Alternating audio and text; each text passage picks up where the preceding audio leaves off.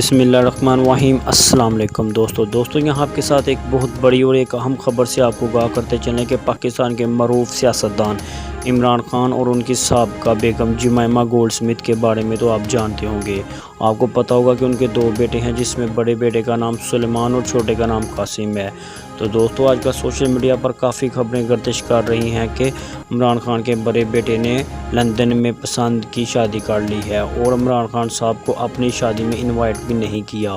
یا پھر عمران خان صاحب خود نہیں گئے۔ اس کے بارے میں آپ کو مکمل تفصیل کے ساتھ ایک چھوٹی سی ویڈیو میں بتاؤں گا، لیکن اس سے قبل اگر ابھی تک آپ نے ہماری ویڈیو کو لائک نہیں کیا تو ہماری ویڈیو کو لائک کر کے ہمارے چینل کو سبسکرائب کر دیں، تاکہ اس طرح کی ویڈیو کا نوٹیفیکیشن سب سے پہلے آپ کو ملتا رہے اور آپ رہیں باخبر۔